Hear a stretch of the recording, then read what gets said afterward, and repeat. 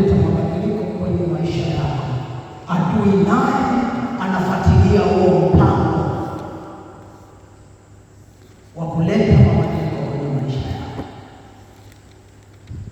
Nataka leo tusome sana vifungu vingi sana ili ikusaidie unapokuwa sehemu yoyote ngoma, ujue Mungu anakuwa na mpango wa mabadiliko kwenye maisha yako, yawe ya kimwili, yawe ya kiroho. Shetani naye anaandaa mpango wa kufuatilia mabadiliko, mpango wa mabadiliko katika maisha yako. Jiandae kwa mabadiliko makubwa yanayokuja kwenye maisha yako ambayo yameandaliwa na Mungu. Kuna watu, kitabu kile cha Mathayo sura ya 2, naomba leo tuende haraka sana. Mathayo sura ya 2.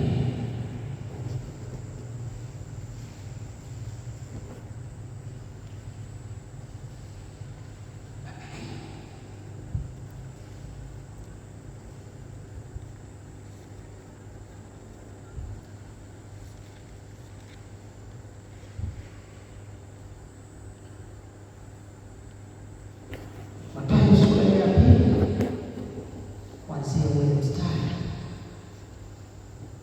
wa 7.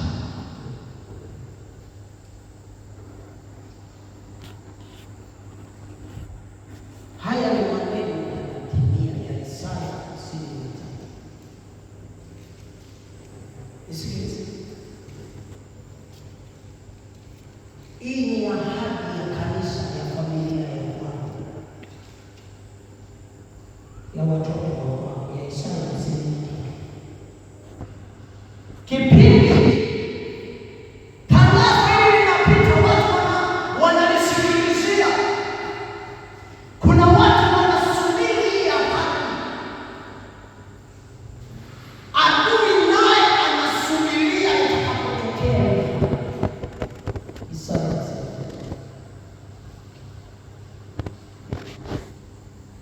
ndio inaenda na Mathayo sura ya 2. Mungu ameandaa mpango ya kwamba anakuja mtoto, anakuja mkombozi ambaye atabeba masikitiko ya watu wa nyakati, atakayebeba maisha yao. Yakasema mambo ambayo atayafanya kwa kipindi hicho ambacho huyu mtu atampokea Yesu Kristo kuwa Bwana na Mwokozi. Inapotoka kweli haujapita muda, yale mambo yanatimia. Yesu anasema miaka mingi iliyopita, yamkini umechoka mpaka kusubiri. Wapo waliosikia mpaka wakafa. Leo kuna neno limekuja kwako. Mathayo sura ya 13.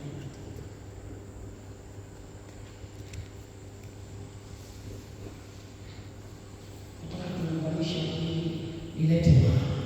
Mathayo sura ya 13. Umepata? Usifunike ile Mathayo hii. Nataka nikupeleke wale vitu ambavyo Mungu kakusudia vikubwa kabisa. Vitu vikubwa kabisa ambavyo ninawashangaa watu wa nyakato. Vitu vikubwa kabisa. Kuanzia ule mstari wa 15. Hichi ndicho kitu Mungu alichokutana nacho. Sio Mungu, sio mpango wa Shetani. Amejua mbingu zimetangaza ya kwamba kuna mabadiliko yanakuja, pamoja na Shetani kuingilia kati, pamoja na Shetani kuzidisha mioyo ya wengi. Anainua matukio, anainua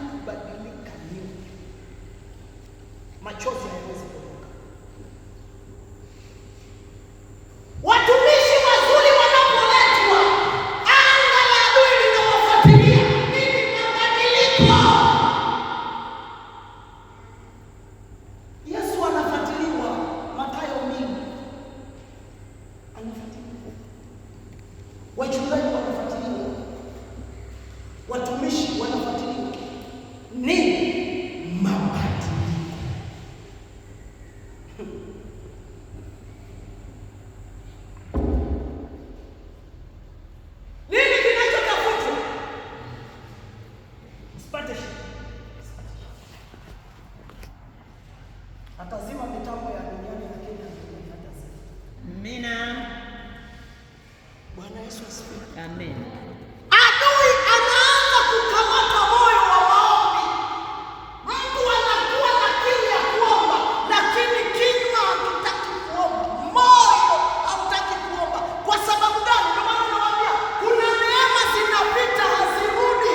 Mnapoichezea hiyo neema, kuna watumishi wanapita, ni sauti moja tu ya Mungu ambaye anamwambia waambie wana wa Israeli wasonge mbele.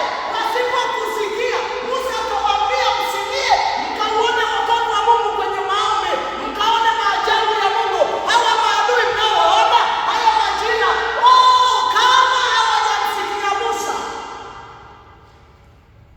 Endelea ule mstari unaofuata hiyo Mathayo 13. Inasema Mstari wa 16, lakini heri macho yenu kwa kuwa yanaona. Naomba niwaambie heri macho yenu yakaa. Mnaona haya maji. Wapo watu wanatamani hata wangepata mtu wa kuambia Yesu anakupenda. Wapo watu wanatamani hata wangeambiwa kwamba kuna njia ambayo iko duniani ya kwenda mbinguni. Wapo watu wanatamani. Heri macho yenu kwa sababu na masikio yenu kwa kuwa yanasikia. Kwa maana amin nawaambia, Yesu anasema amini nawaambia, manabii wengi na wenye haki. Maana ya manabii na nini? Na wenye haki. Nisikilizeni niwaambie. Nisikilizeni niwaambie watu wenye haki. Tuko nyakati za mwisho sana. Timotheo ule wa pili sura ile ya 4. Tuko nyakati za mwisho za hatari. Sio za kuchezea kama unavyofikiri. Sio za kulala kama unavyofikiri. Mungu yuko mbinguni analia. Akiangalia hapa nyakati wanaoenda mbinguni ni wawili au mmoja. Watu hawataki maombi. Watu hawataki huduma.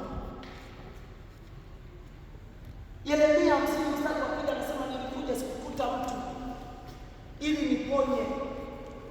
Ezekieli 22:30 anakuja anasema kwamba hivi kuna vitu nilitamani niviondoe, lakini sikuona mtu. Sikuona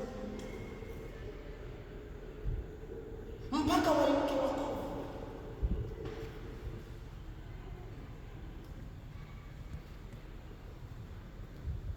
Sikiliza. Hivi ni nini mna macho leo? Hizi ni mbingu zinasema.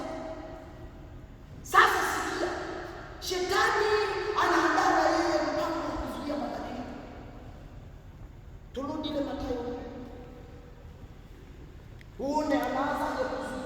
Kakamata moyo, anaanza kushambulia. Jana tuliona kwa Petro. Anaanza kushambulia. Anaanza kushambulia roho za vipaji zinavyoinuka.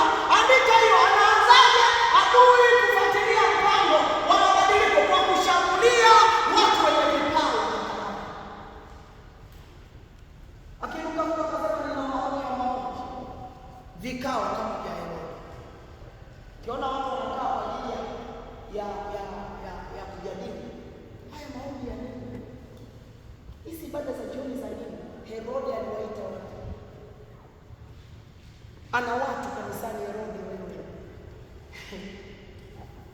Mnamuona Herode aliyemkamata Petro? Bado anaendelea Sasa anakamata na Yesu. Wewe unaponea wapi? Unafikiri kushika Biblia shetani kushika kinani? Utaki maombi? Sikiliza hapo, Mungu alimkimbiza Yesu. Akamwambia kuna rangi nyekundu ya hatari. Rafiki yangu, kimbieni. Unakimbilia wapi kama sio kwenye maombi? Familia unaikimbizia wapi? Na ndio maana shetani anabugia watu namna hii. Anabugia watu namna hii. Kwa sababu gani? Fahamu zao zimefungwa za kupokea maarifa ambayo ni moyo unaopokea maarifa. Ukikubali na kutii kula mema ya nchi. Amen. Maombi tu bila kukubali. Twende hapo tunasoma. Mathayo 2:7. Kisha Herode akawaita wale mamajusi faraghani, akapata kwao hakika ya muda tangu ilipo ilivyoonekana ile nyota. Naona, sikiliza nikwambie, watu wanaanza kukaa kwanza, hawaji tu, wanaangalia kipaji chako, wanaangalia mtumishi huyu, mwengu wa roho na kawa na pepo. Alafu nasema wewe mwenyewe, Herode akwenda mwenyewe, alikamata watu. Shetani haingii mwenyewe kanisani, anakamata watu, waweza ni wazee wa kanisa au waimbaji, wanangoma kabisa. Akawaita wakapeleleza. Kanisani kuna wapelelezi, ndio maana maombi hayaendi, ibada haziendi.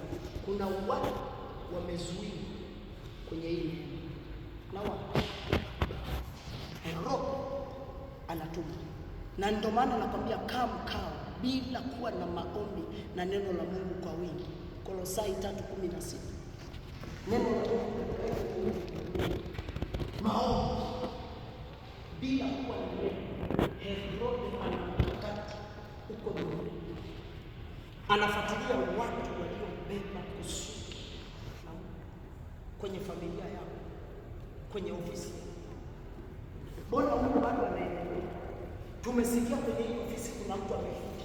Herode akasikia, wakaona nyota, manake wakaona ofisi naenda kama vile ya Nebukadneza alipoingia Danieli, mambo yakaanza kustawi ya nchi.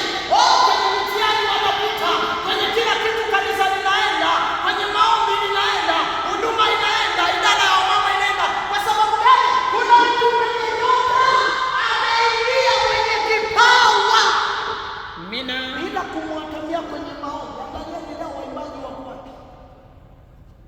Nikakwambia shetani alikamata, Herode alikamata Yakobo, kaua.